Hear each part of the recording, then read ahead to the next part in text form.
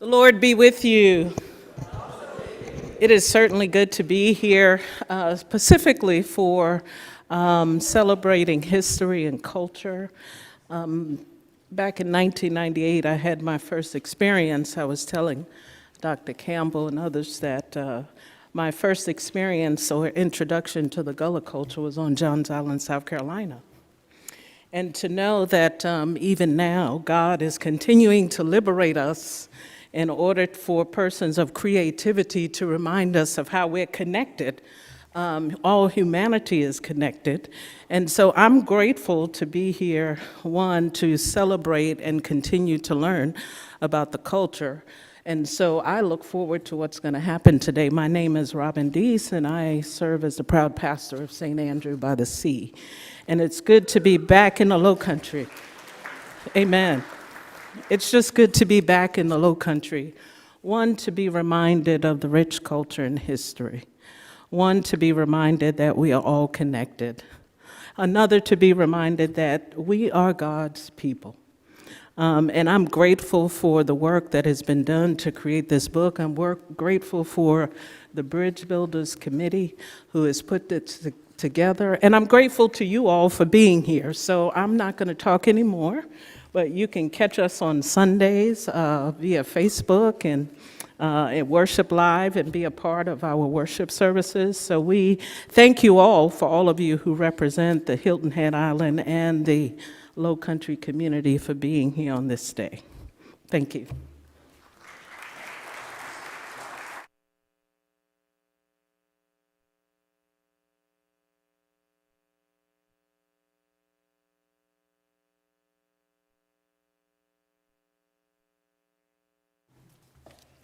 Good morning and welcome.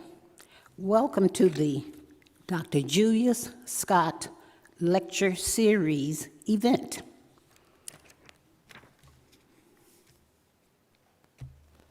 Let us bow our heads and our hearts.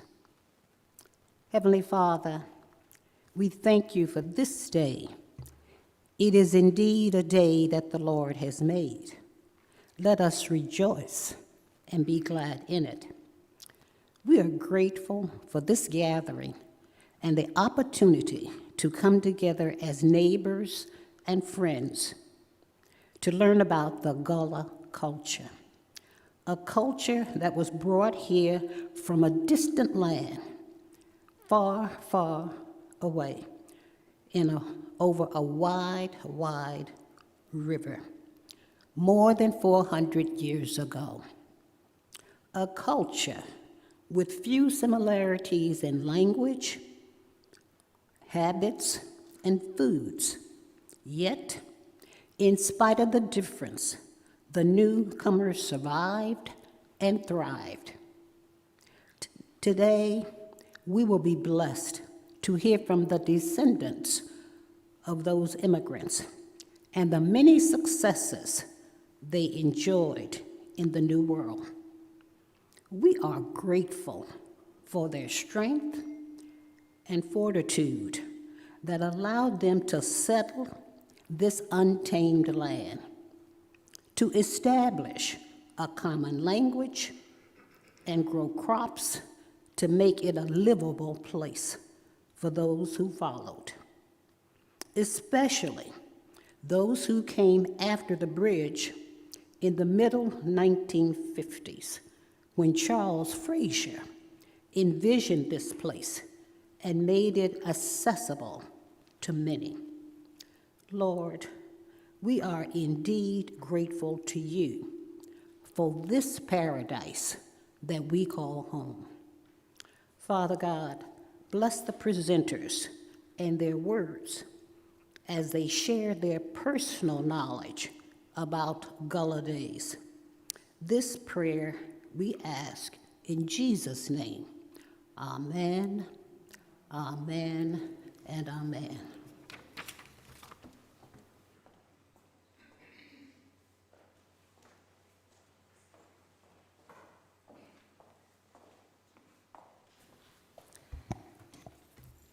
Thank you, Ms. Stott. Thank you all for being here.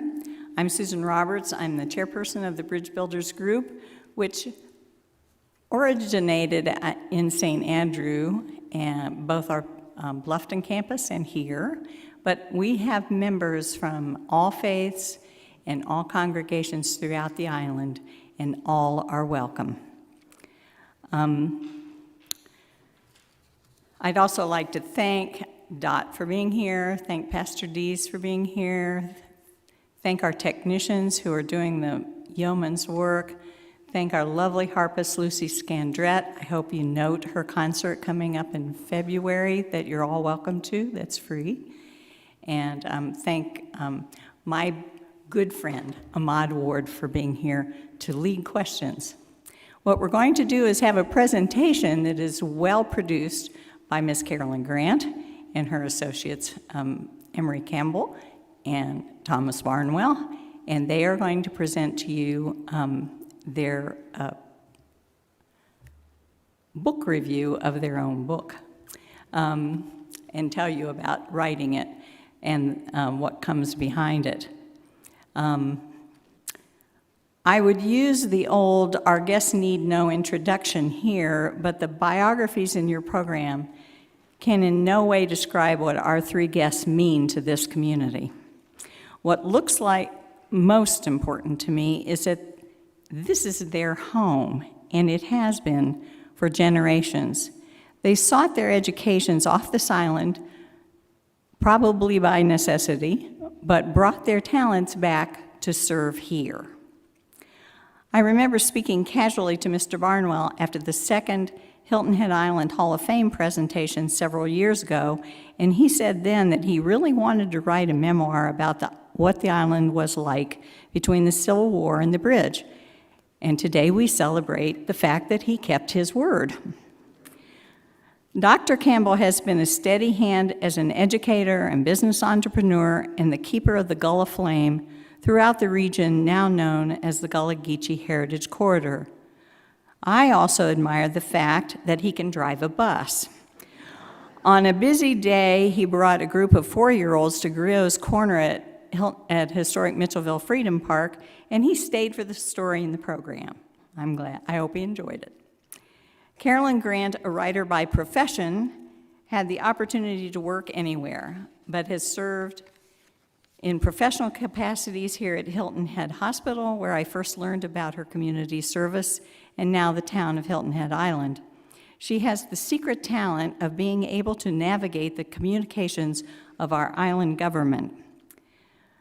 I wonder if she learned this working at the family restaurant Abe's Fish House.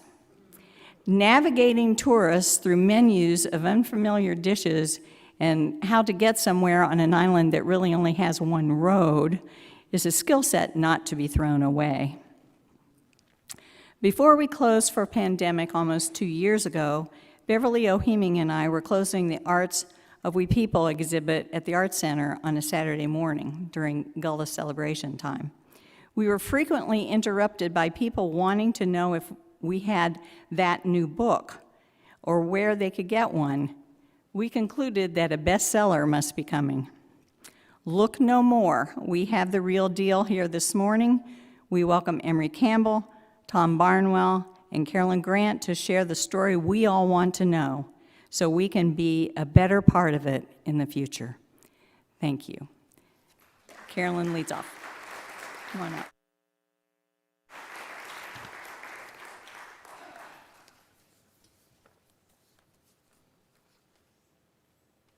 I'll make sure we'll navigate the wires.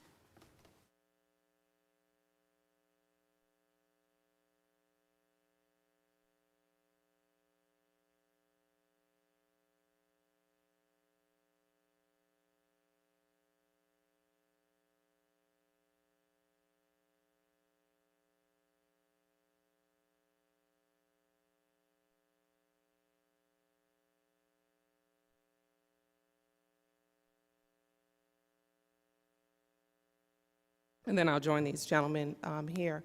But good morning. I want to say thank you all so much for inviting us to be a part of the Julius Scott lecture series. I'm so honored because Dr. Julius was such a great friend and a great mentor to me when I returned to the island many, many years ago. And he was never shy if I did something wrong or if I had something wrong in a program or things were out of order. He felt very comfortable coming to let me know. So I do count him as a dear friend as well as his lovely wife, Mrs. Scott. But we are very, very honored to be a part of the series this year. And then Susan has been trying to get us for the last year, actually. So things have kind of died down now. And so we're glad that we are able to be here in person. And I appreciate you talking about navigating the restaurant. My family owned Abe's Native Shrimp House up until the early 2000s when my parents decided to retire. But when you start talking about navigating and people understanding your culture, people don't always understand food culture. So one of the funniest memories I have is someone came and ordered Low Country Ball. So how many people have had Low Country Ball? Right? So when she got it, she was literally eating it, and my brother went to the table and he was, how's your meal? And she was like, I just can't get over this shrimp and the crunching. She said, and he said, well, you actually have to peel the shrimp. You know? So not sure where she had ever been at in her life where she didn't understand that you don't just actually put that whole shrimp in your mouth and eat it. But next slide. So a little bit about writing our book, Gullah Days. So we each had the goal of sharing our history. And for years, when I returned to the island, I came back and I was writing for the Island Packet. And there I had the opportunity to write stories about African American history, about Gullah culture. That was one of the first places that I actually was given the opportunity to start sharing about Gullah culture on Hilton Head Island. And not a lot of people were talking about it even at that time period where I was working for the newspaper. But it was there that I had an opportunity to go to a conference, and Tom was at the conference also. It was right here on Hilton Head.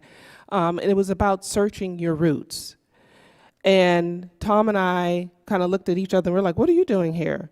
And he's like, well, I'm here because I'm going to write a book. And I said, me too. So we started right at that moment, meeting and beginning to outline the book. And a couple of years later, we brought Emory in, and at the time, Emory was serving as executive director of Penn Center, which is like the epicenter of Gullah culture in our community. But we each had the desire to tell the story that was being left out of many books, many memoirs, many conversations. Like I said, people just weren't talking about it. Wasn't even taught in schools. I attended local elementary schools here in the area, attended high school in Bluffton, and in none of those classes that I ever had, not one utter of Mitchellville among the Civil War stories, nothing in South Carolina history was taught about Gullah culture or really even about African American culture or our contributions. So again, it kind of was the impetus for us to really put something in writing to tell the story.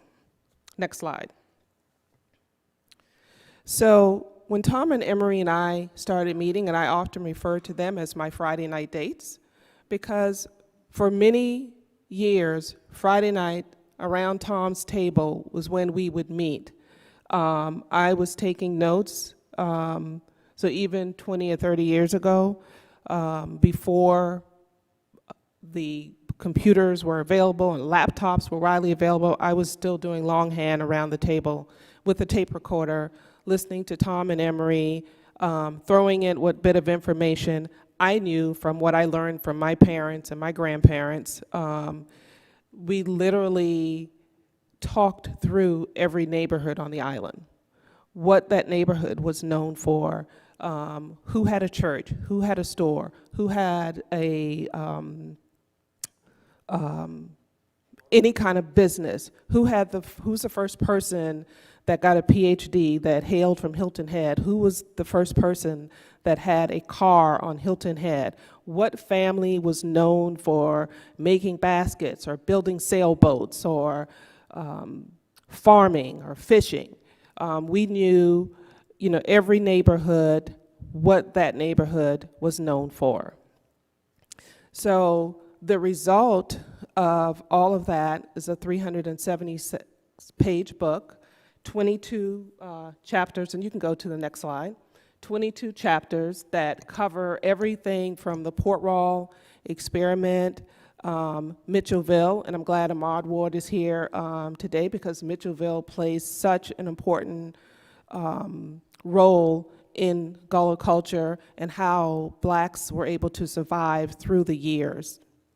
And then, of course, the arrival of the bridge to Hilton Head. So these two gentlemen, of course, were born on Hilton Head along with my father before there was a bridge, and I came after that time period. So, and then we have in the book a dedicated section on Gullah lifestyle, I'll say, because we cover everything from religion to cooking to just what people did in their ordinary daily lives. Next slide. Okay, there we are. So a lot of times when I go places where I've worked, I'll hear conversations or I might introduce myself, but people will often ask all of these questions. What was Hilton Head like before there was development? A lot of times conversations will start with Charles Frazier, but there was life on Hilton Head long before Charles Frazier arrived. People did have lives here. We kept the island going until he arrived. How did people live? And what is Gullah? Emory will probably get up here, he'll probably shout out a few Gullah phrases to you. But when I was growing up, going to school, it was not stressed. It was the kind of language that the teachers kind of veered you away from because they looked at it and considered it to be poor English or broken English. It just was not talked about. But today, the younger members of the Gullah communities, they actually love the language. When I have a couple of younger nieces, and they thrive. When they get together with their friends, they start fluidly talking, speaking in Gullah, throwing in those Gullah phrases because they just kind of like it. It's like their own little code. So they really enjoy and are embracing the language and the culture. Did Gullah people own land? Well, of course we did. And I think up until the bridge, we probably had acquired at least 2,000 to 3,000 acres of land or more on Hilton Head prior to the bridge. And then we were able to hang on to that for some time, but over years, we've lost some land ownership. But we did own land. And where did people go to school? And like I mentioned, I attended school. It was the consolidated elementary school at the time, but people went to school in their neighborhoods. And how did Gullah people contribute to the island developing? Well, when you get into the book, you will learn how we contributed. And we did from the moment we were brought here as enslaved people. Next slide. So in Gullah days, can you go to the next slide? In Gullah days, we do cover from the slavery period to plantation life, from that era of 1670 to 1862. We do talk about the anticipation and preparation for freedom, because after the slavery period, we were beginning to live as free people. We do cover the Civil War and our participation in the Civil War as soldiers. And then we get into Mitchellville, the phenomenal Mitchellville story. We talk about emancipation, then we talk about land ownership and the migration from Mitchellville, because initially, after we became free, we were living in Mitchellville, but we emerged from Mitchellville. So each three of us here this morning are descendants of Mitchellville. And I can actually trace my roots back to a great-great-grandmother in the Mitchellville community. We do talk about civil rights and the arrival of electricity, which, as my niece told me, she was in awe of, my gosh, 1951, that didn't seem that long ago. But that's when we got electricity on the island. And then finally, the bridge to Hilton Head Island and how that was accomplished. Next slide. So this is a map of, an early map showing all of the plantations that existed on Hilton Head Island during the slavery period. We were brought to the island through Charleston from many different African countries. Senegal, Sierra Leone, Liberia, Ghana. There are many families in the state or along the coast can trace their history back to these African countries. And of course, brought here, again, as slaves.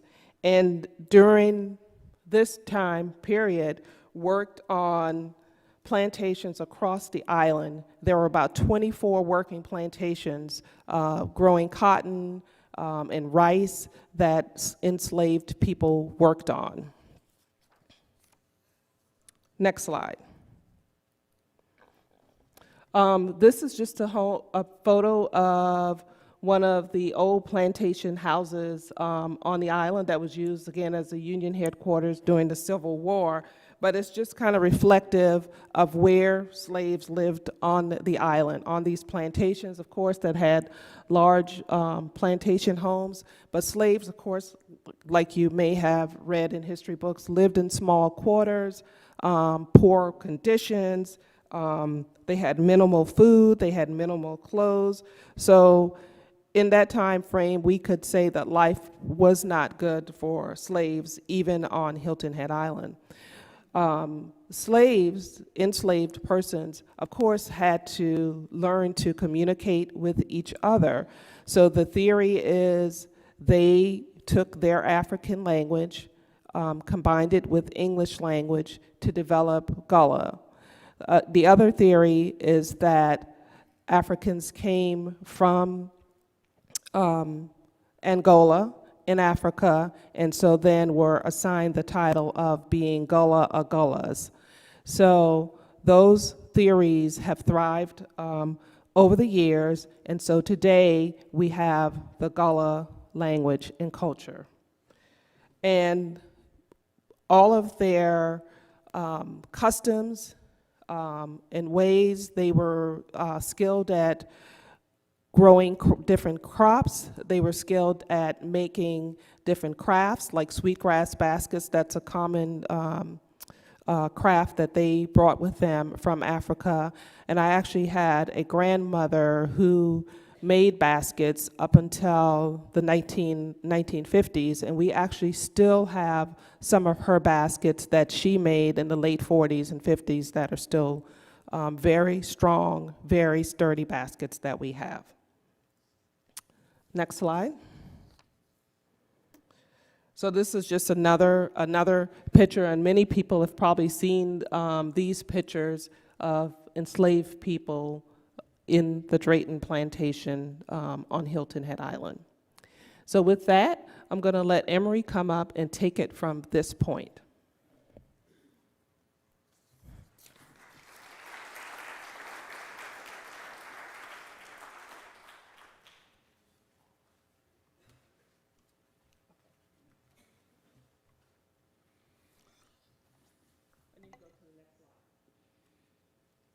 As Julius would say, that was marvelous.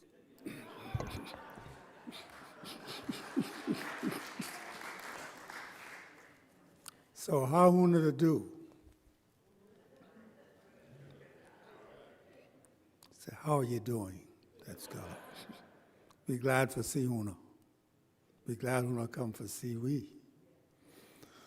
That's Gullah. That's how are you doing? Be glad to see you. Be glad you came to see us. So I grew up as a bilingual person. So, Carolyn told you about how we got together and wrote this book and brought you up to where we are today.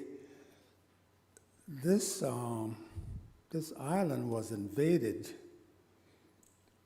by the Union back in 1861, in case you forget. And they came in just about where Mitchellville is, on that Port Royal Sound. And folks became very jubilant.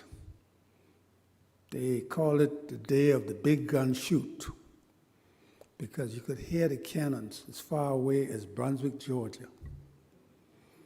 And folks were anticipating this to happen because the word had gotten out among plantation dwellers that the Union was going to come, and the enslaved people were anxious to be free. And so when the big gun shoot, the word got out, and folks flocked toward the big gun, toward Mitchellville, toward Hilton Head. Some came by raft, by boat, however they could get here. And so the population grew right here on Hilton Head Island to a large group of people. And they were anxious to fight for their freedom. They wanted to join the Union and begin fighting to liberate themselves. You know, we get the word that people, slaves were happy. Some, they didn't want to leave. Yes, they did. One person came and ran into the house because the plantation owners wanted to get away to Charleston and wherever they could. And one such person, one of the enslaved children, came and said, "Mama, Massa want me for row him to Charleston." And the mother's response was, you ain't have a row Massa no way. You free now." And so folks began to settle. One account in the book is that folks were coming from Savannah in large numbers, and one such person was a man named Abraham Murchison. Right, Ahmad? By that time, General Hunter had begun enlisting people, former enslaved people, into the military because they wanted to join the military. And one such person was Abraham. But Abraham didn't so much wanted to join the military. He wanted a church built. And he began negotiating with the general to build him a church. The general was too busy, organizing troops. And he did enlist some black troops, sent a whole contingent to Georgia, freed some people there. And but Lincoln had not given him permission to enlist former enslaved people as soldiers. And so when Lincoln got the word, he got fired. And there goes the promise of even a church being built by that Mr. Murchison wanted. And so he got fired for trying to enlist former enslaved people into the military. And so Lincoln eventually sent another general in. His name was Ormsby Mitchell. And when Ormsby Mitchell came, Mr. Murchison approached him also for this church to be built. And he did give permission to build a church. And Ormsby Mitchell was a compassionate general. He not only settled Mitchellville, but he also began to allow people to be trained for the military. And the military at that time had not accepted any black soldiers, but they were contrabands. And the contrabands began, making noise about joining the military. And so two things happened between then and emancipation. Contraband began contributing toward the war in very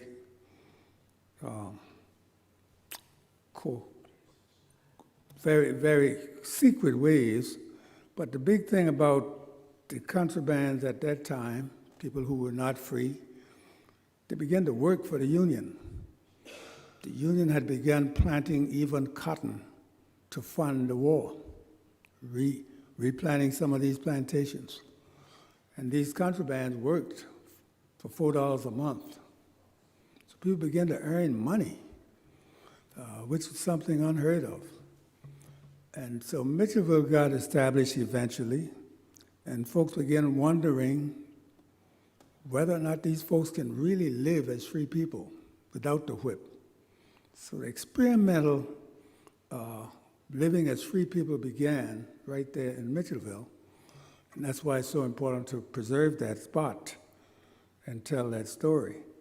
People began coming from miles around. Harriet Tubman, who had freed some people on the mainland, came into Mitchellville and visited. William Lloyd Garrison, all the way from Massachusetts, visited Mitchellville. And after the church was built, people began going to church. And you have accounts of them looking just like you look now, very sophisticated, sitting in pews at the church, First African Baptist Church. And so folks became very impressed with Mitchellville and what had been happening. And so there was a whispering going on about an Emancipation Proclamation. And you mean to tell me we're going to really get free? We're going to get the document?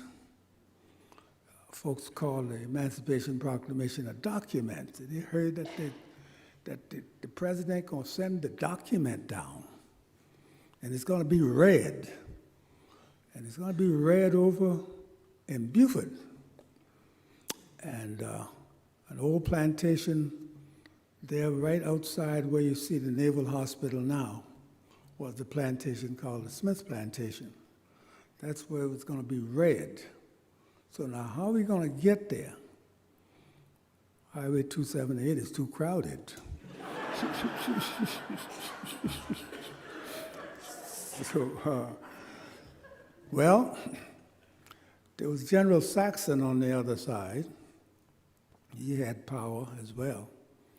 They expected 5,000 people to show up to get to hear the Emancipation Proclamation read. And the person who was going to come to read it would be wearing a tall hat, just like Lincoln wore. And they said in those days, many people wore tall hats.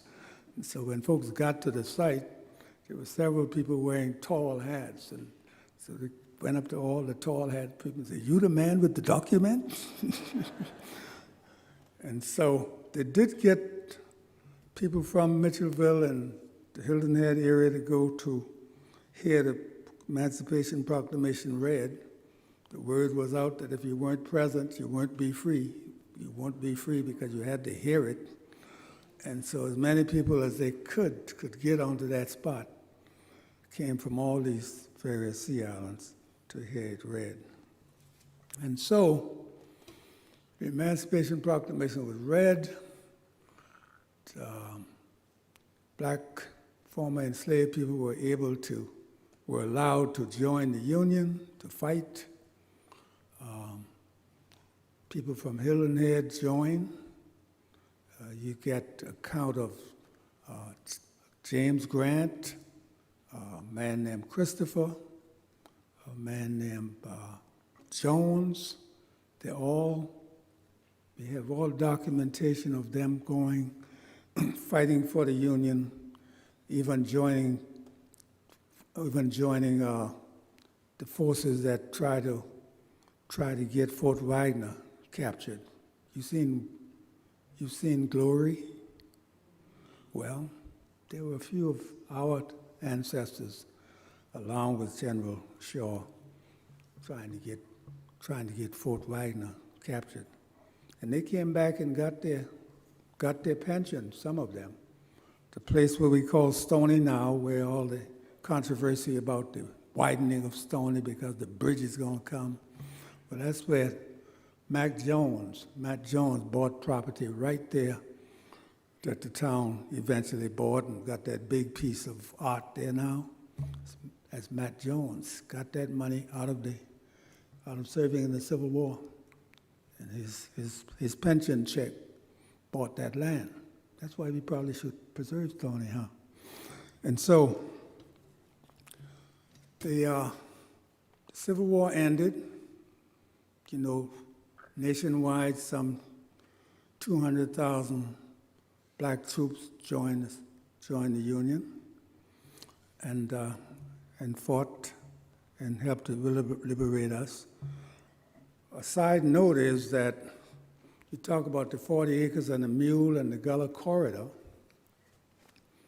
That came about because of some folks in Savannah meeting with General Sherman after he had come from Atlanta, that burned his way from Atlanta down to Savannah and landed there Christmas of 1864, met with some religious leader, and he asked them what did they want. They said, "We want our own land.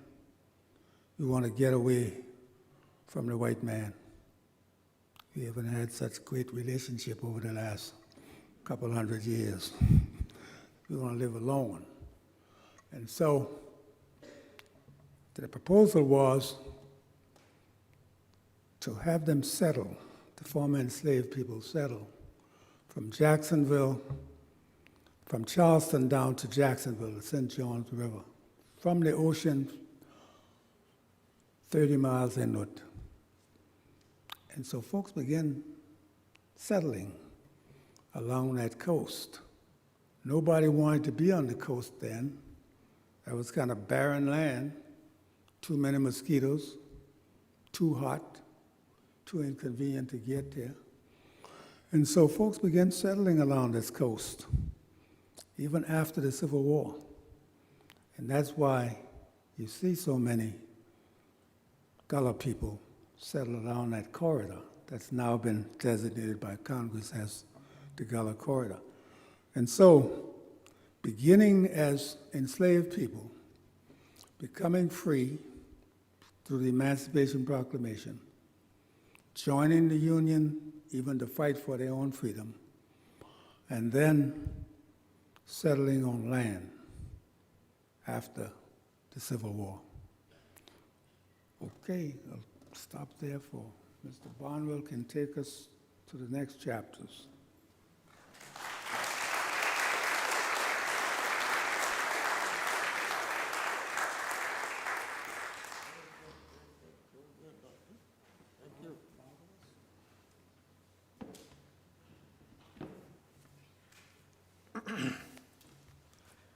Good morning.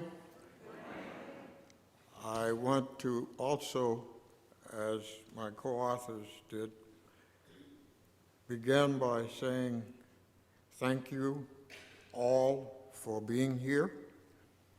I want to express also my special thanks to the committee that worked on this special event for this occasion. It means not only an awful lot to each of you that's here today, but it means an awful lot to me because I happen to have had professional board relationship with Dr. Julius Scott.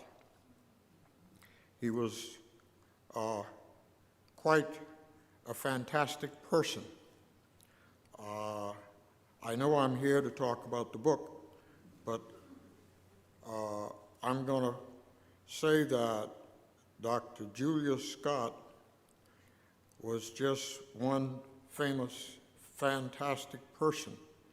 He was the type of person that the book is all about. Now, there are ministers here. Why would I say something like that? How am I going to handle that? Because Dr. Julius Scott was not a person that wondered what happened. He was not a person that watched things happen. Dr. Julius Scott was a person that made things happen positively.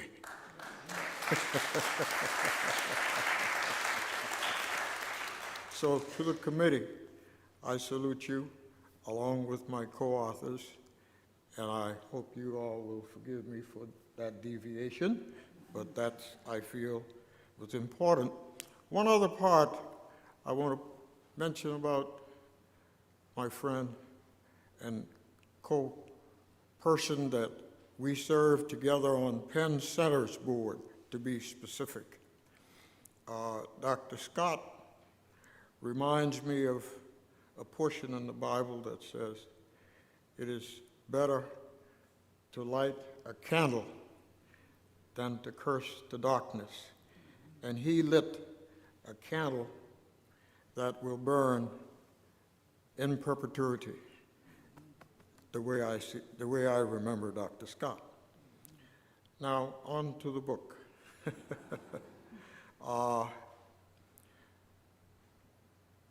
I'm told that I'm supposed to talk about specific areas, farming and fishing, because I'm very old, you know. They're very young. And I'm not complaining, Lord. Don't take that the wrong way.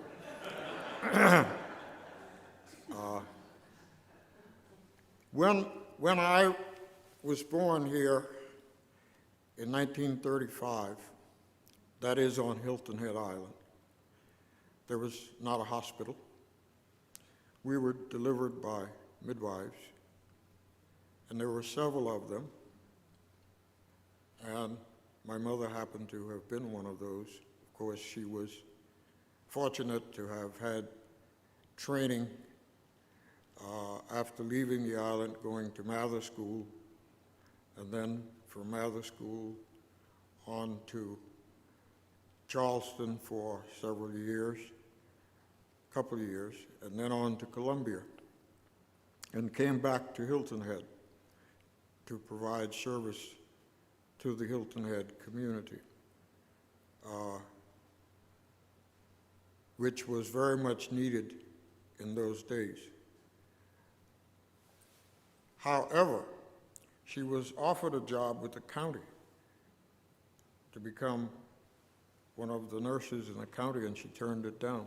And as a young adult, I said to her, "Mama, why didn't you take that job?"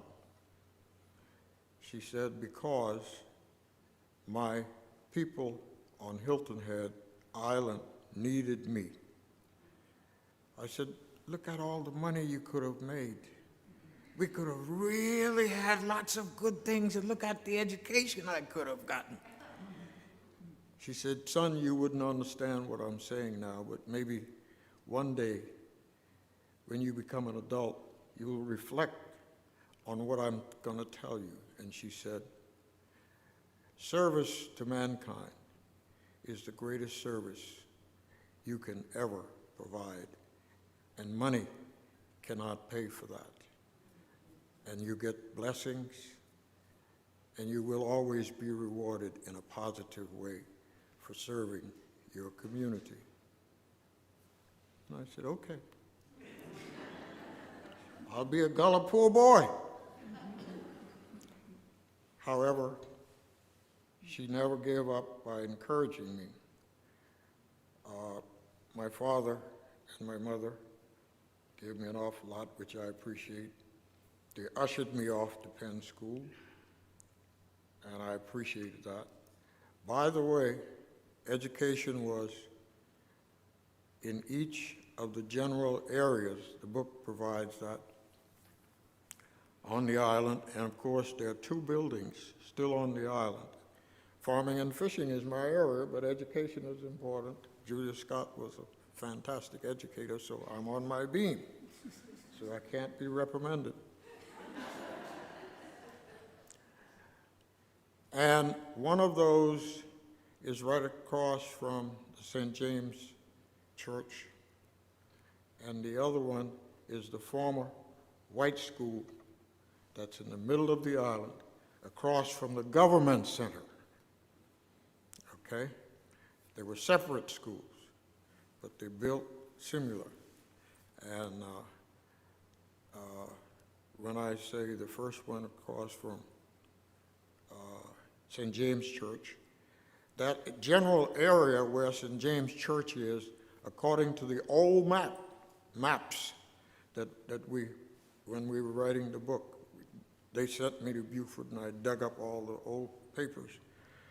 And that church, the first church, FAB church, the church that Reverend Murchison, that Emory talked about, Reverend Murchison, that first church was in that general area. I'm going to go to get the education. I don't get the fishing and farming. But Julius Scott is guiding me right now in this place. And that's a part of the history of this island. See, I'm older than they are, so I can relate to that in a positive way. All right, more about farming and fishing. Well, there were, Emory mentioned names of persons, and Carolyn did, Dr. Grant and Dr. Campbell mentioned names. But the Green family was a family that was well known for boat building. And they lived in the Marshland area. And in the Marshland area, they built in the Broad Creek section sailboats. Excuse me. And my mother's father, Ben White, happened to have been one of the largest farmers, was the largest farmer. He wasn't one of. He was the largest farmer on the island, had 15 children. and he also employed several native people to assist in that process of farming. And the crops that he planted and harvested was watermelon, butter beans, corn, peas, okra, cucumber, squash, cantaloupes, on and on and on. But watermelon and butter beans were the two major crops. And his thing was that he needed sailboats to transfer the watermelon from Hilton Head to Savannah. And he had, back in those days, a method of making an arrangement with the persons that had the sailboats to shuttle the watermelon during the summer season in some fashion from Hilton Head to the docks to get to the city market. And he would stay in Savannah, and his oldest son, Johnny, was sort of the person to coordinate the activities, along with a person named Nathan Rivers at that time. And he would load all of the sailboats in the area during the summer. And I remember distinctly one of my uncles, Joseph White, said to me as I was growing up, he said, "Junior, one of the things I want you to know that as you go to school, boy, you don't want to look hard at living on Hilton Head and being a farmer, because our father hired a sailboat out in the Port Royal Sound to take watermelon to Savannah, and that sailboat with 150 watermelons, the bottom fell out." I could laugh here, but to him, that was not a funny thing. That was serious. And his point was, hey, farming is not one of those things that you want to do from Hilton Head and consider using boats back in those days. And you also want to make sure that whatever boat you had adequate maintenance and was in very good operating condition. So when I got to be older, I remembered that. But my grandfather was very good at it. He sent the majority of his children at least completed high school. Many of them went on to college, and within that family, as we look at it today, the first African-American veterinarian that we know of came from that family. There are, at least in one leg of the family, there are 3 engineers, and in the family totally, from my side to all of the white side, there are approximately, I believe there are 4 or 5 engineers, electrical, mechanical, and other. And there are at least 2 lawyers within the total family. So education was very important to my grandfather. That's the other point. Farming was the basis for him. And not only he farmed, every family on Hilton Head had a farm. It was not very large, but it was efficient for the family during those days. Farming and fishing and knowing how to hunt effectively for the wild games. And what wild games am I talking about? I'm talking about deers, talking about raccoons, talking about possums, talking about squirrels, and I'm talking about rabbits. Well, in our community, in Squire Pope, where I grew up, it was sort of passed down. Wild turkey was another one, but wild turkey was not a big game in all of the island. Wild turkey flew over from Pinckney Island and migrated sort of inland at certain seasons of the year. And it was passed on from the older persons that hunt, starting out with rabbit hunting, and then, you know, slingshots with squirrels. And you learn how to make the shot for the squirrels, and you learn how to make the slingshot, and you practice the actual utilization of the slingshot. And these were all important skills that were passed on as a part of survival of persons living on the island. And during those days, here's the difficult part. All those acres of land that had to be cultivated, there were no tractors or farm machinery. The only farm machinery was a marsh-tacky horse and a plow and a cultivator and a harrow and a wagon or a cart or a buggy. And you had to really know how to hitch the horse up to the plow, and you had to know how to put the bridle in the mouth, and you had to know how to hook up the trace chain. You had to know how to put the collar and the pad on the horse. See, Dr. Grant don't know about these kind of things. But I go to museum with it in my house, though.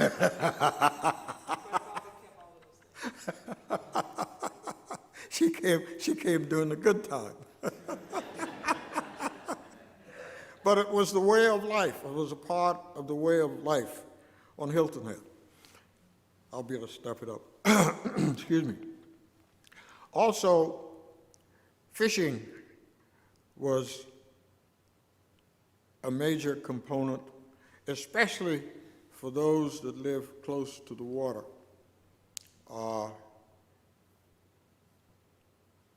In those days, the older persons in the community would somehow, I don't know how the decision was made among the community elders, but somehow an older person would come to you and say, okay, I want you to go fishing with me, and you don't have the right to say no. Okay? So we used to call him, in my community, we used to call him Mr. Bubbason, Charles Young. Everybody had a nickname back then. Bubbason Young, Charles Young. Some of you might remember the name Charles Young III. It was his great-great-grandfather. And Charles Young happened to be fortunate. He had an outboard motor, but he didn't use that when he took me out with him. He wanted me to row. You had to learn how to row a bateau, B-A-T-E-A-U-X. Is that right, the spelling? Okay. We argued about that when the book was being written, which way to spell bateau. You had to learn how to row the bateau. Now, Emery's grandmother happened to have been a person in the Spanishville area who used to select persons from within his family to take out with her. And you didn't, and it depends on the individual. You didn't sometimes fish one tide. Sometimes you fish two tides, when the tide was coming in, as well as when the tide was going out, and you had a long day. And there was no ice water to take out with you. And the sun was hot. So you had to learn to row the bateau, and they taught you, based on the tide and the time of the day, where the best fish drops would be in that general area. Also, you had one or two, or maybe choice of three cast nets. And it would be a regular net, it would be a shrimp net, and there would be a poor man net. So, what's the difference between them? Well, a shrimp net would be a net that you would cast and you would catch predominantly shrimp. And then the the poor man net would have larger mesh, and it would weed out the smaller fish. And then the big net would catch the mullet, the bass, and then there was a seine net that was used predominantly for the follies and in the drain. When the tide was going out, you would catch larger amounts of fish. And so we had all those different experiences. And then what would you do with those fish? Well, you'd share it with families, or in some situations, persons would be shrewd enough to be able to have a smaller size sailboat to sail back down into Savannah and take large amount of fish, depending on the season, the time of the year, and sell those fish to the market. Now, in the Bagall area, back in those days, before the bridge, let me qualify this because it's being recorded, turtle eggs was extremely a delicacy, and there were persons that lived in the Bagall area that were very diplomatic. They had all the skills in tracking the turtles up to the hill and rob those nests. And that was really a delicacy to sell in Savannah and brought lots of money. And there were certain individuals that made a living off just fishing. And there was another area of the water that was extremely important, and that's crabbing. You, as a youngster, you would learn how to, and we didn't have boots back in those days. I mean, there were the professional oyster persons was able to use the boots. But when you were young, if you had an old pair of sneakers, you were lucky. But you go out and the oyster shells would cut the bottom of your foot, and you just keep on going. And you would walk through the shells and through the mud and find the hole where the crab was and put that stick there, and the crab would try to take its claw and bite you, and you'd have a special skill how to get that crab up out of that mud, and then you put it in your bag and put it on your back. But you'd also fin the crab. There was a special way to do that. Excuse me, telling me to hurry up. Okay, so those were many of the skills, as well as there were boats that were built large enough during the winter months to harvest oysters.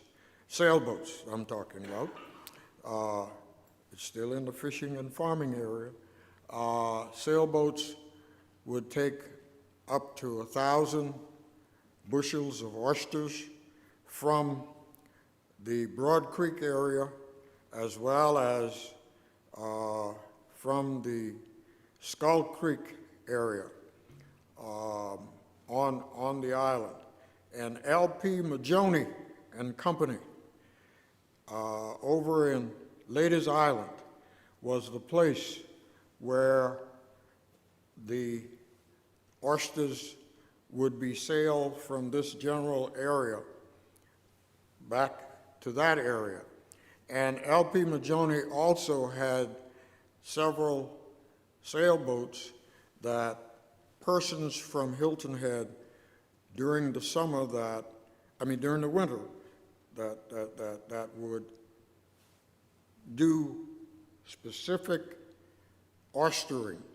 And they would use a bateau to go to L.P. Majoni's oyster ground.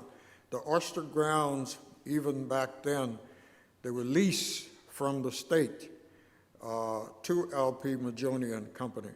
And each of those men knew the oyster ground area where they had the right to harvest oysters.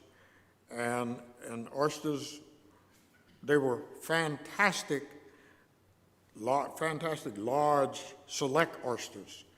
And they were well known for the Fusky brand oysters.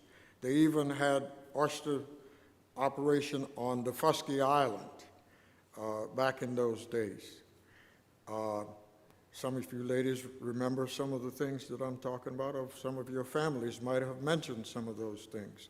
And the oyster grounds in the Fusky area became polluted, so therefore the oyster operation on the Fusky was totally stopped. And so I will pause right there now and mention a couple of other quick things, and move on. Now, one of the things that the book points out very clearly, that Reverend Murchison, who worked for Quartermaster back in those days, and he worked for General Owens B. Mitchell, was a very articulate person. He was also, Murchison was also the first mayor of the town of Mitchellville, which is extremely important, going back to Mitchellville specifically. And Mitchellville was the first town. The town of Hilton Head is not the first town here on Hilton Head. The town of Mitchellville was the first town here on Hilton Head Island, according to what we have been able to dig up, okay? And that town apparently was extremely efficient in its operation. Reverend Murchison and the people that live within that town had ordinances to the extent that they collect their garbage, and they had some problems to occur because the ladies who live in that town had their small gardens contiguous to their houses, and they used to take in washing and ironing of clothing for the military during the time, as Dr. Campbell mentioned, of the military operation. And the Reverend Murchison and the people who serve on the town council had ordinances to prohibit any soldier or any person that did not live within that town limit to come into town after a certain time at night. Yeah. So that town was extremely efficient. And we're very pleased that those of you who are reading the book are getting the facts as they did happen. Dr. Julius Scott would be very pleased about this, that you are putting the pieces together. So that's one of those parts that I really needed to bring to your attention. I believe the other thing that I did not hear either of my co-authors mention, that in the Seabrook area, those of you who live in Hilton Head Plantation, there's a section called Seabrook. And there was a school that was in that section of the island that was funded by a guy named Purdy. And that school was heavily staffed and supported also with Tuskegee Institute involvement. And they're one of the first, according to what our records show, one of the first PhDs from Hilton Head, name was Thomas L. Robinson. And he went to that school in Seabrook. He was also head of the Department of Industrial Education at Alabama A&M. And his family used to live in the section called Stony, that right close to where, that's on the right of where the very first red light is as you come on Hilton Head Island, okay? And after the school no longer exists, my grandmother told me that the school educational system was accelerated much more than the regular schools throughout the rest of the island. And people would, how would they get there? They would walk from wherever they lived down to Seabrook and back every day. They had no regular buses, no cars was not, only cars on the island were at the place, now we refer to it as Coastal Discovery Museum. We used to call it Honey Horn back in those days, okay? So those are two additional things that I was not specifically told to mention to you, but I got all that off this one piece of side of paper. Thank you very much for listening.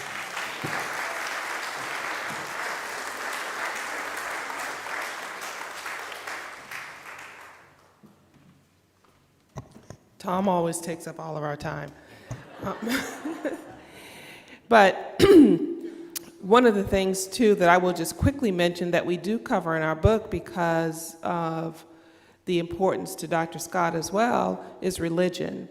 Religion was very, very vital to our communities before the bridge and even after the bridge. And so First African Baptist was that first church in Mitchellville, but alongside First African Baptist, we have Queen Chapel, AME Church, which designates itself as the first AME church in South Carolina. And then we have other churches also that emerged from FAB and just kind of, as people left beyond Mitchellville, they also settled churches within their communities. And all those churches supported each other. And I do remember as a child going to every one of those churches. And so every Sunday we would be at a different church.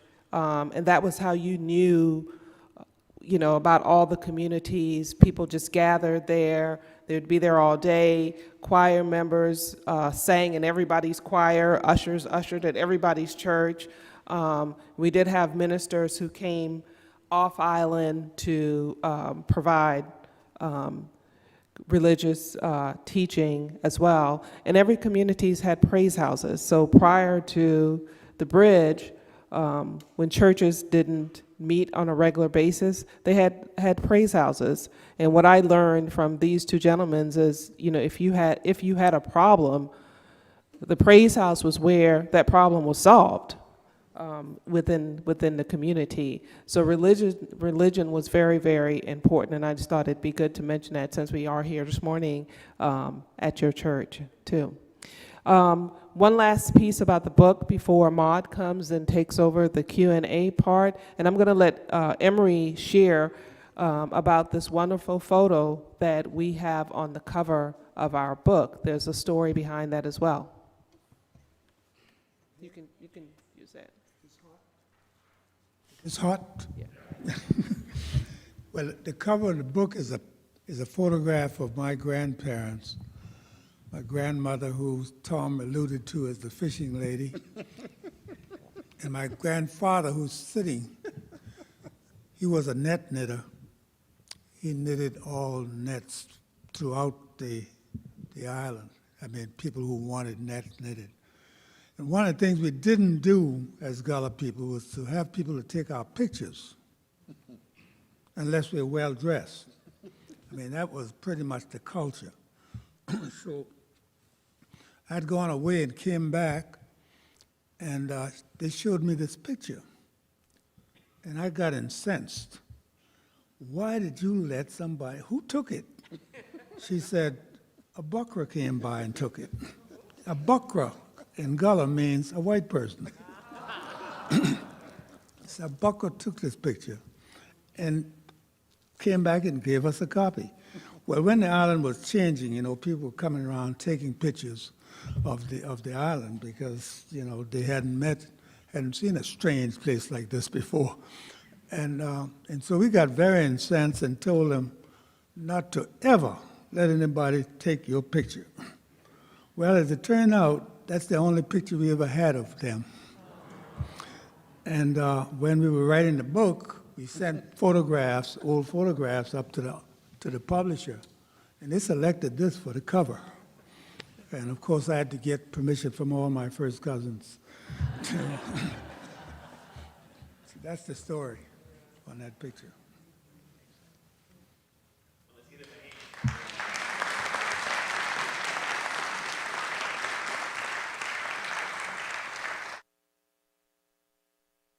Is that not incredible? Man. Yeah, I've read the book, but I got 3 pages of notes over here in my other book. I was over here writing. I think I got carpal tunnel syndrome now from doing this. My name is Ahmad Ward. I'm the executive director for Historic Mitchellville Freedom Park, and we're going to walk you through this question and answer period. I mean, I don't have to do anything, really. They did all the stuff here, but we're just going to help you out. And if you do have a question, I will come to you with the microphone so we can make sure everybody can hear, okay?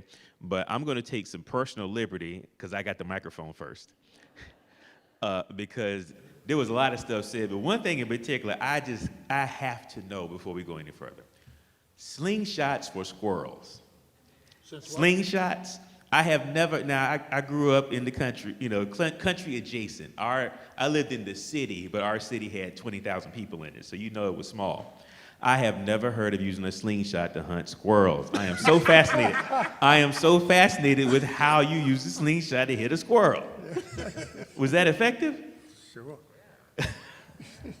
I got to see this, man. I wrote that and put question marks and underlined it about 3 times. Slingshots for squirrels. I got to ask you this question, and I know that you've done a lot of research on this, but I'm curious, what did you learn while putting this book together? Was there something that stuck out to you I didn't know that? I will begin by saying that I learned that budgeting is very important. And through the process of putting the book together, we as a team had no idea that the book was going to take us financially to the point where it did. I'm not here asking for money, let me make that very clear.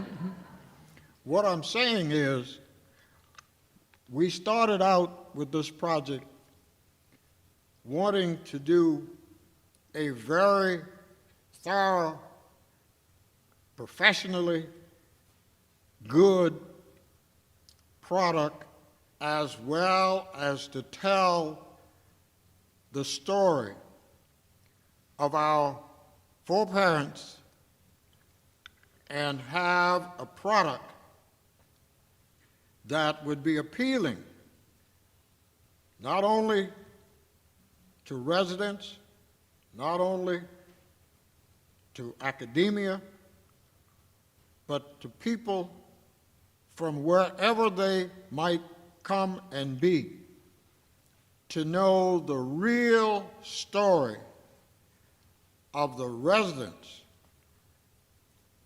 who live and came to Hilton Head by bateaus, as well as those contrabands that were here on those 24 plantations. And thank to the good Lord, when the book was completed, we didn't owe anybody a penny, including the lawyers were paid, who did the corporation for us.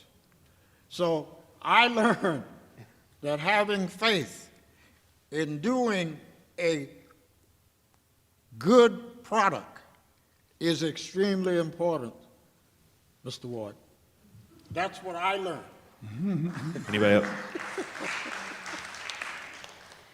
Any others? I learned that Booker T. Washington actually came here. But he didn't stay. He slept, I think he laid in the bed at Honeyhorn, and his grandmother had secured a turkey to prepare for him. That's incredible. Carolyn?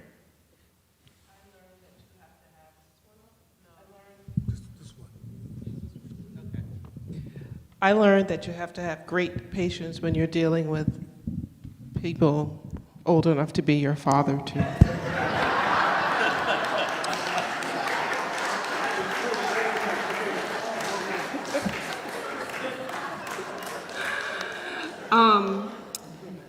I think for me, because like I mentioned earlier, the great part of history that was missing from your South Carolina history textbook, and all of that just wasn't there, but that I was actually living it, but not knowing the history behind it, I think was valuable to get that kind of information. And I was always fascinated with collecting information and sharing information. And so, every slither of information that I could find, that I was actually able to write about it, but then there was so much more behind the little bit of information that I had when we started this whole process.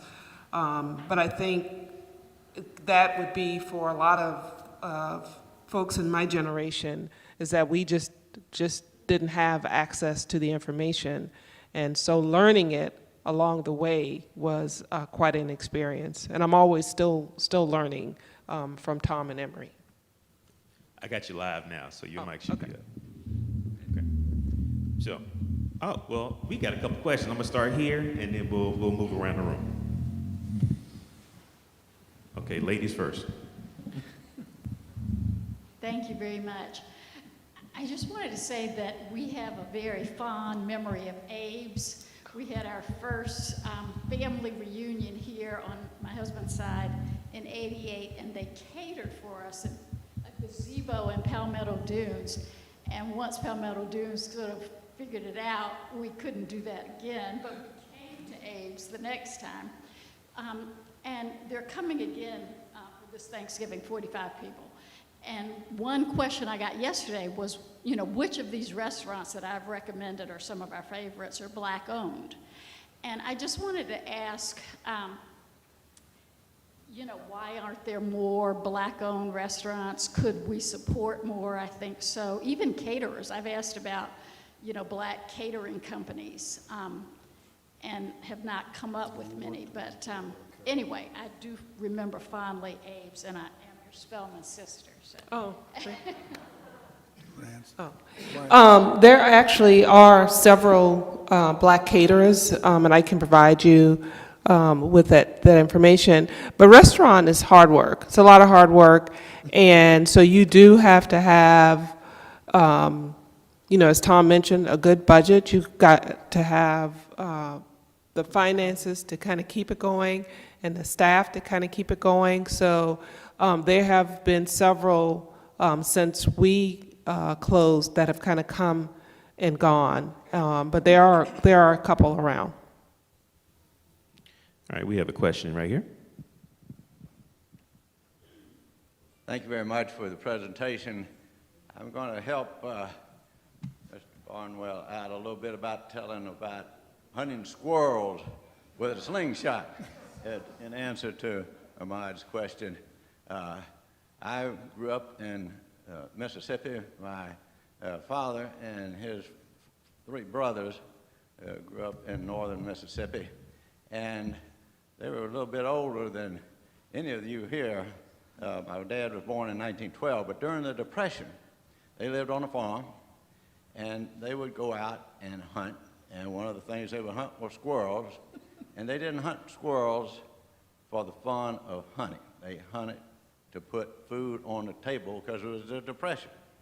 And my uncle, my father's second brother, he favored a slingshot. And the 4 brothers would go out hunting squirrels, and they'd come back, and the other 3 used a .22 rifle. He used a slingshot, and he would usually have more squirrels than those with the rifles did. So it just takes practice. I have a lot of practice. I've tried it a number of times, even when I was a kid. Made my own slingshot, used it, but I wasn't very good at it, and I soon went to the .22 rifle. But it really was done. But my question is, what were conditions like here on the island during the Great Depression? On housing? On the island during the Great Depression. What were things like? You want to take that, or you want me to take that? I wasn't here. But, I heard about it. I heard about the Great Depression and how things were really tough. Banks were going broke in Savannah with people money. But around here, folks fared pretty good because they grew their own food, and there was fish in the creek. And they would take things to Savannah to sell, even during the Great Depression. Food was not really a bad problem here ever, and that was the key to life. If you could produce food, then you could make it here. You had no rent to pay, no electric bills, no telephone. So all you do is feed your animals and feed yourself. Got a question here. Just a couple of things. I was when you rolled out the book and we bought the book that night. I will tell you, I didn't put it down for like 3 days. I just kept reading it. Second thing is, when I drive around the island, it gives you a whole different appreciation for the island now and then. That's the second thing.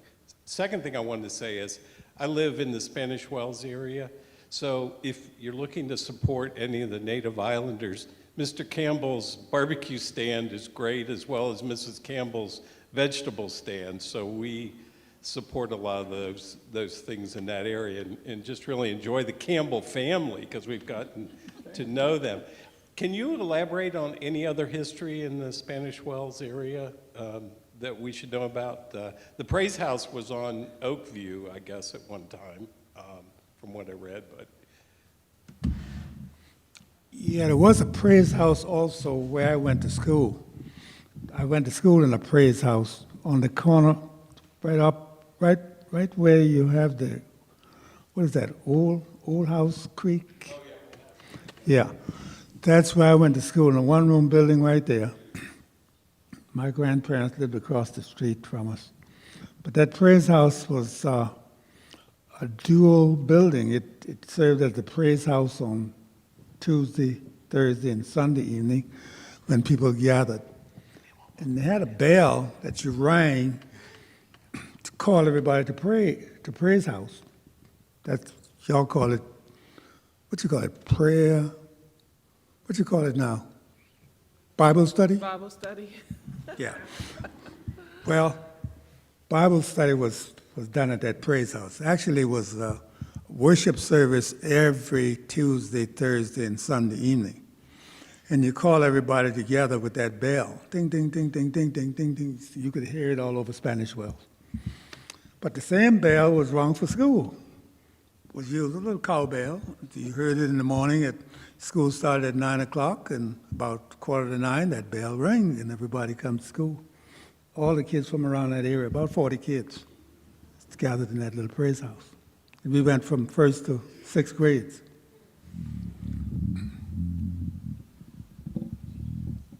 Thank you so much. I have two questions. When you gentlemen were growing up, were they still settling disputes in the praise houses, and did you ever go to any one of those settlement disputes at the praise house? Were they still doing it? Settling disputes at the praise houses. Yes. Did you ever attend any? Yes, the praise house was the courthouse. Right. It was the courthouse. That's where you know, if you got out of line, even as a kid, you came to the praise house leaders. Right. And they would sort things out. Neighbors got into dispute, the animal getting loose and eating up the crop, and the neighbor wouldn't make amends. That neighbor is brought into the praise house. Right. That's And why I if was they're wondering found if either of you guilty, ever attended. they got punished too. By Did you ever go to any of them? to any of the disputes? Yeah. Oh, no. No? Oh, that's No.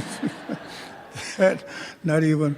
But I had no reason to go, and I got to be, Okay. which was a good thing. No, I haven't been to a dispute, but I've heard things that happened to the dispute. You know, I was young. I was old enough to know when there were disputes, and I see them going to court, so to speak, Right. and coming back and knowing what the decision was. Okay. And sometimes a member of the community would go to the law. You know the Hudson Seafood? Well, the patriarch of that family was the judge on the island.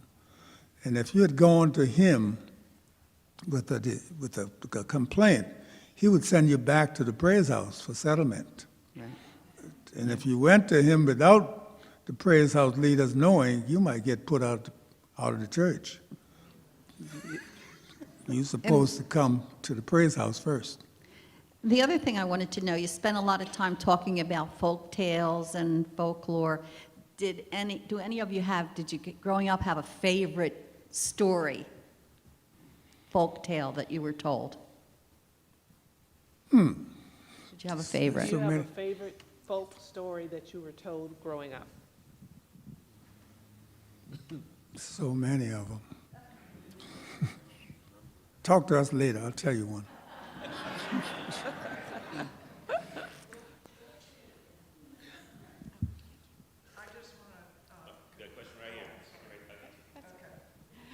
First of all, thank you very much. It's been so interesting. I actually have two questions. The first is about socialization prior to the bridge. What did you do for socialization / entertainment? I know Dr. Grant talked about the religion. I'm sure a lot of that was part of it, but what did you do for socialization? Do for what? You mean, For fun. what did you do for socialization? Like How did you party? Like the clubs. Did you party? Jamesy Reid. No. For fun, yeah. The Yes, juke there was- joint. What juke joint did you go to? Well, there was a local person named Jamesy Reid. He was from the Mitchellville Bagall section, It's a blues player. and Emory said he was our blues man. He had washboard, he had a harmonica, people called it harmonica, mouth organ, Yeah. and A guitar. he had some cans, and he made music. He had a guitar too. And he had a guitar, thank you. And so he would be paid X number of dollars to go to whatever the social hall was in the community and do his thing. He'd play his music. See, we had these, what you call them now, Tom? Disc jockeys. No, these societies, these. Oh, you're talking about the community Yeah, society. the help societies. Yeah. You had these, and each of them had a hall, what you Right. call a little building, that they would, and they would have these fundraisers to raise money to help the poor.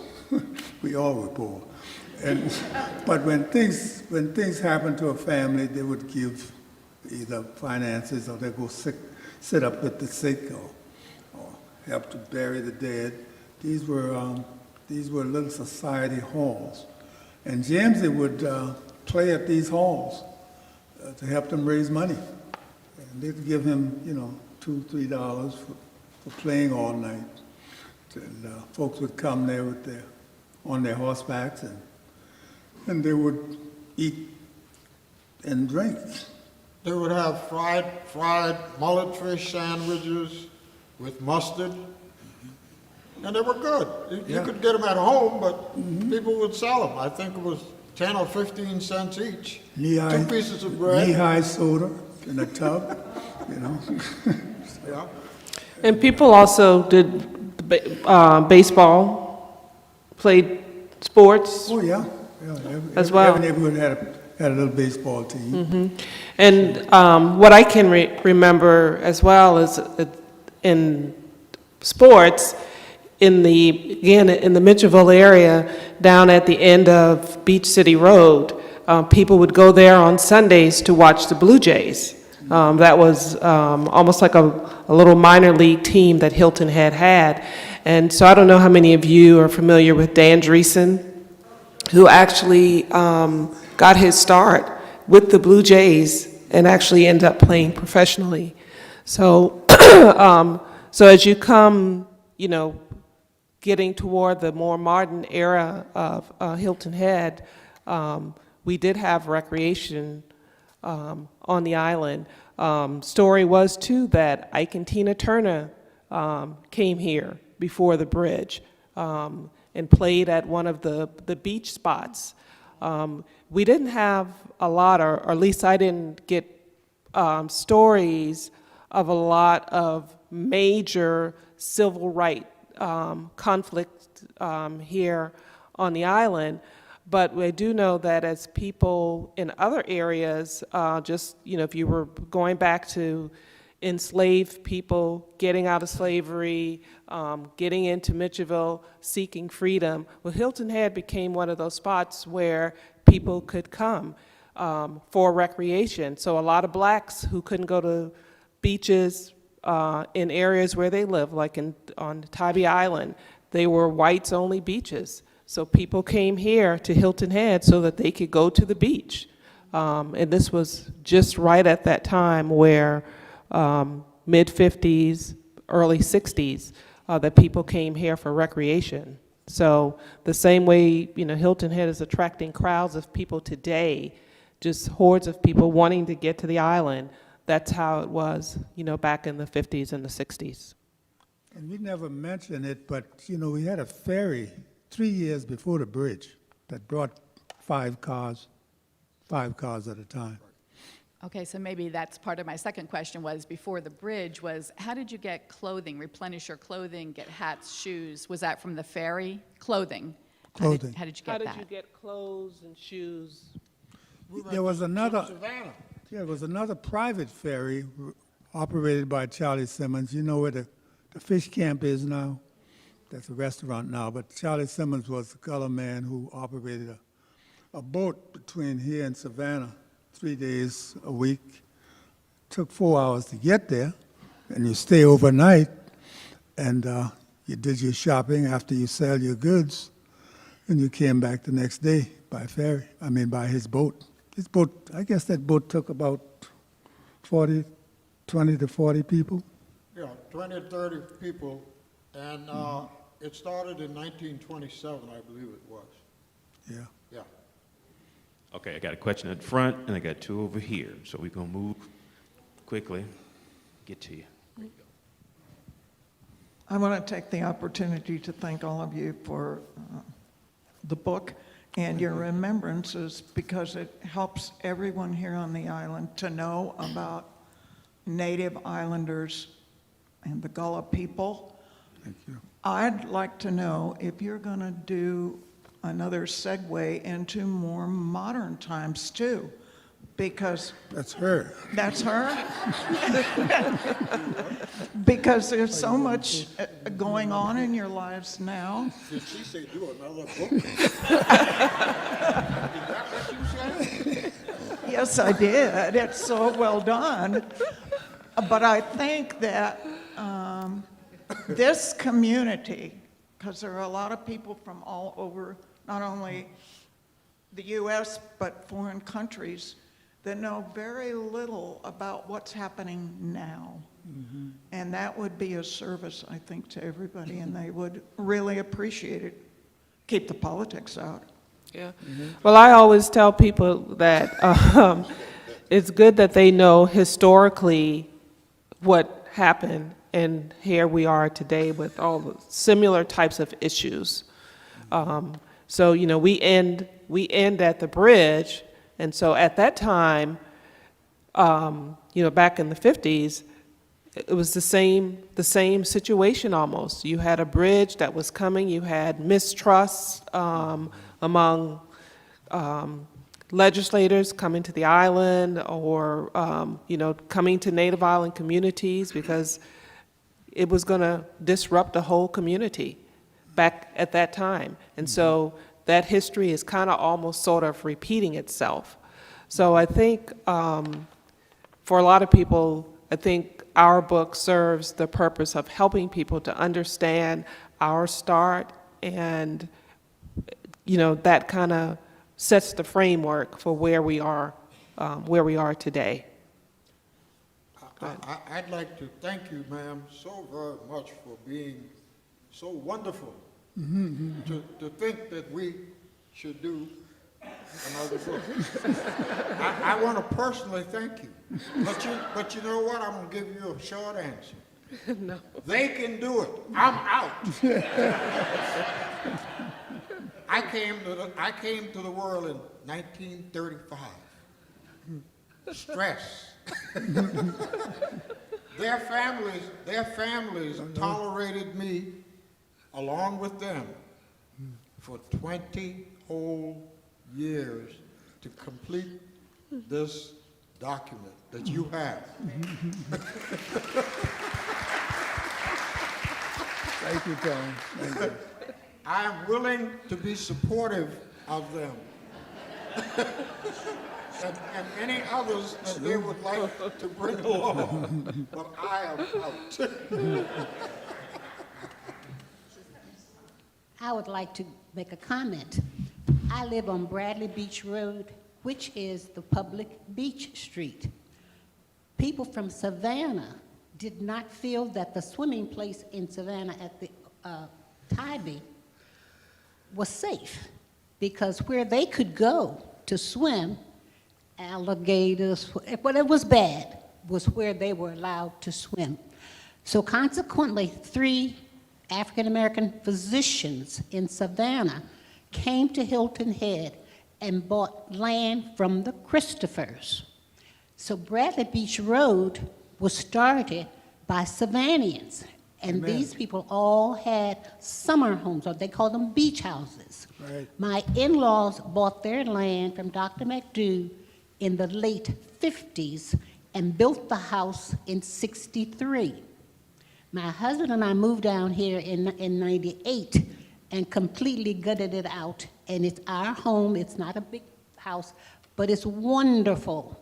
Bradley Beach Road is a perfect street to walk to the beach and then walk the beach. Consequently, as he said, those were all Savannians that lived on that street back then.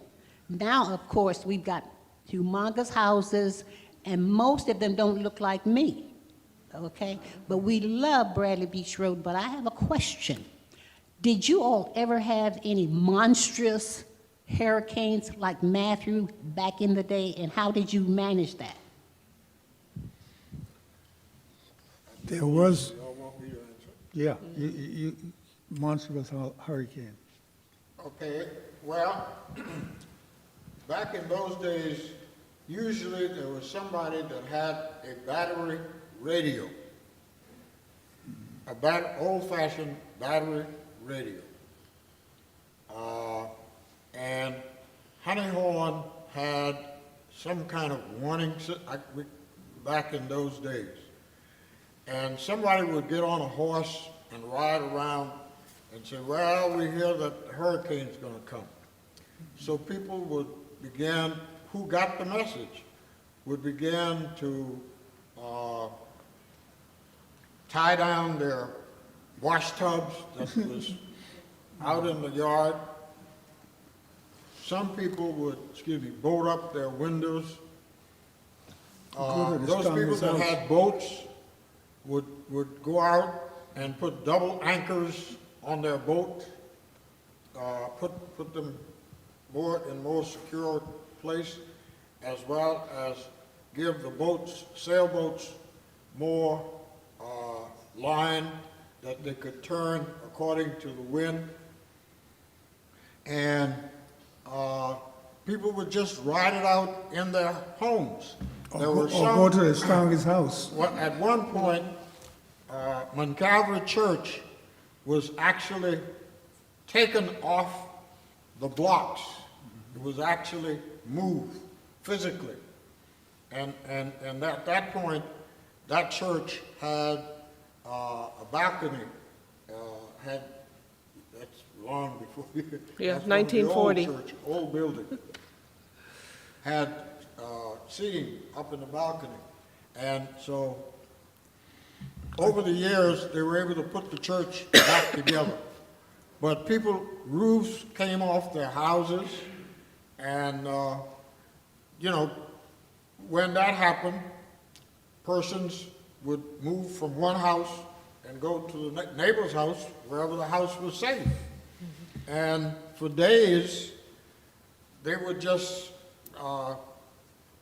band together and be closer and survive as a total community. It was tough. There were 2 hurricanes, 1893, where people had to, this is told to me, had to climb trees to get out of the tide. I mean, tide came that high. Some 2,000 people throughout the county died in that hurricane. In the 1940 storm, these storms were named by years back then. They didn't have names. But the 1940 storm blew our house off the block, and we went to our grandmother's house, or they went. I wasn't born yet, a year before I was born. And then there was also the story of that boat that I told you was a ferry boat that Mr. Simmons operated to Savannah, got blown way up on the hill. Yeah, Barry Terry Alley. Yeah, and the men got together and because that was the only means of transportation. Everybody of the island went and pushed the boat back down and repaired it together so that they would have a boat. Now, that Emery just mentioned, all of the able-bodied men got on their horses every day, and they met at a given point and with rowboats and row over to where Mr. Simmons' boat ended up. And they, with shovels, dug the trenchway all the way from where the boat was to get it back in the water. And one of Emery's uncles was a fantastic, still living boat craftsman, I call him, because he knew how to put boat lumber together. That's a special skill. And along with his skill, Mr. Campbell's skill, and all of the regular laborers, it took them about 2 months to get that boat back in the water and was able to start operating again.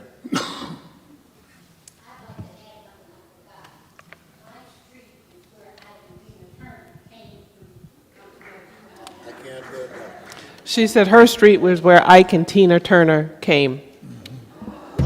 Ike and Tina Turner, Yeah, Bradley. they came to, Oh, well, you could take that. no, she's just telling us that that's where they came. Ike and Tina Turner, to Bradley Beach. My question is whether you had much interaction at all with the residents of Defusky Island. Oh, good question. Did you have any interaction with the Fusky Island? Yeah, they had picnics. The Fusky people would come here on picnics, and we would go there on picnics. And the Fusky people also was good at growing these grape arbors and fruit trees. And so the exchange between these islands and food was regular. Fusky and Hilton are very close in terms of exchanges. In the bateaus.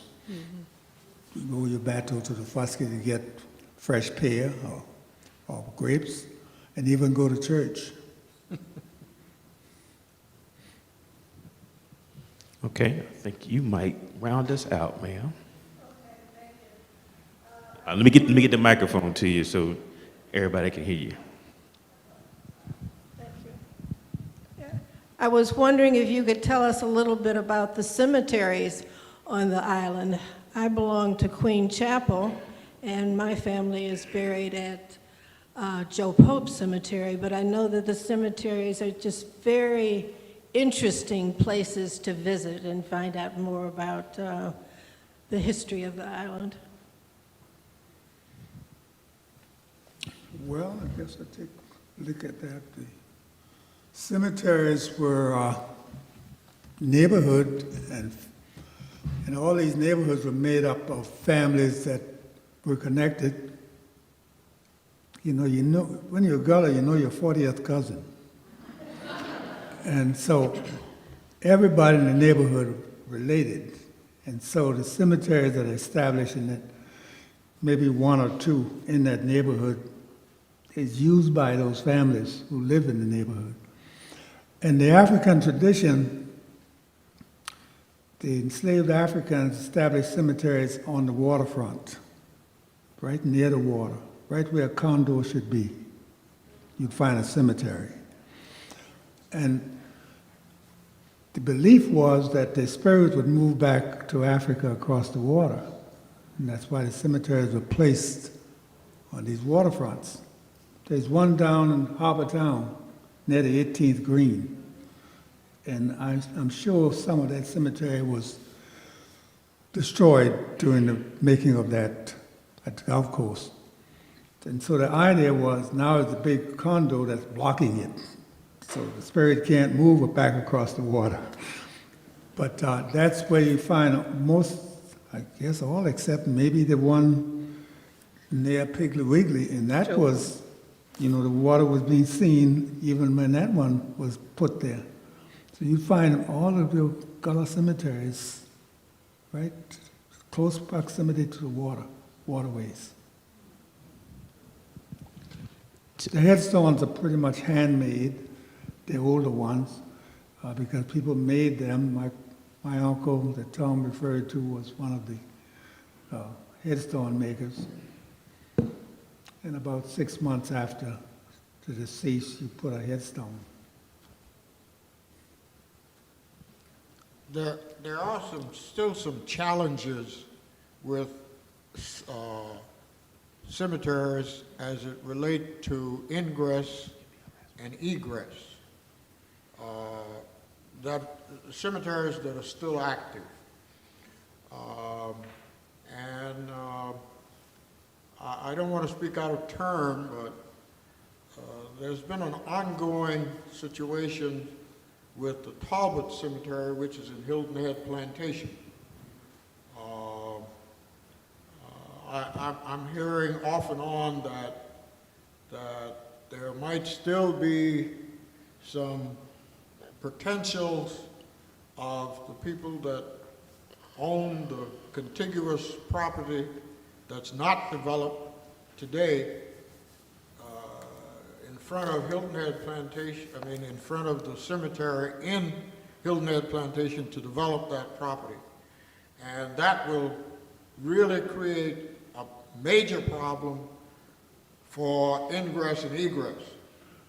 There is one cemetery, I don't remember the name slips me, in Sea Pines that... That's our cemetery. What? That's ours, right? The Hobbiton? No, there's one other. There's an additional one to that. Lawton, thank you. In Sea Pines, that is not adequately maintained. And the situation is that the deeds for most of those cemeteries had been turned over to one of the African American churches or another within the African American community. That one that Emory just mentioned, Lawton, I don't think went to any of the African American church. So there are some problems still lingering out there that, bother people like me, but the younger generation of African Americans have not really focused on some of these serious problems like that, okay? It bothers me, but my great-great-grandchildren, they're into the games, those kinds of things. I haven't been able to, they're really into their things of the day. And I said, okay, have you read the book? I read some of it. I'm sorry to give you an answer like that, but that's the reality where it is. Thank you, ma'am. All right, this is our official last question for today. And it's really more of a comment. Thank you so much. Please consider a children's series of books. And it kind of gets to we've been told that several times, so and maybe that we need something to do a for children's book. adolescents, which would get to talking about some of the critical issues that they need to think about or focus on that would be, geared to their level of. Well, one of the things that we have been working on or attempting to work on is getting the book placed in schools, and so we have made contact with Beaufort County School District to try to get books for teachers to make sure they have access to history, and that's a continuing project. But we did have interest as well from people saying, please turn something into a book for children. So.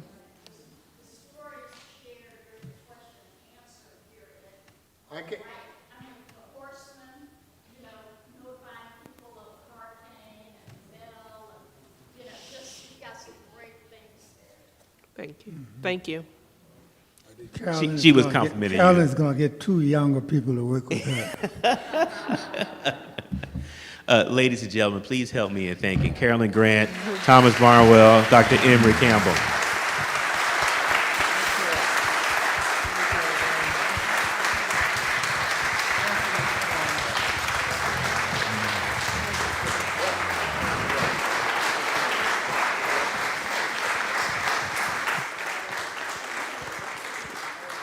And with that, we're going to turn the program back over for closing to Pastor Deese.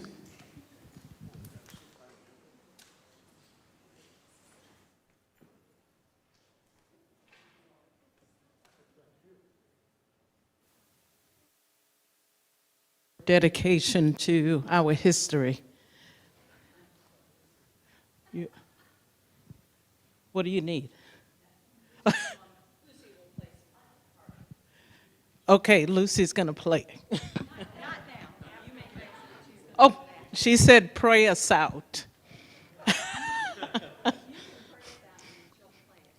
Let us pray. Eternal God, we give you thanks. We give you thanks for this time together. We give you thanks for history and memory, oh God. And we give you thanks for these authors who celebrate who they are, so we celebrate who we are as well.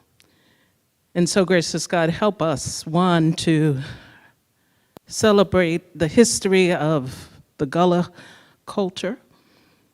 Help us to enjoy one another and help us to enjoy all of the blessings that we see and don't see here on the island. And then, oh God, depart us with your peace. Give us rest. Give us nourishment so we might continue to be your hands and feet in this beautiful world. It is in your holy name we pray and give thanks, and the people of God together said, amen.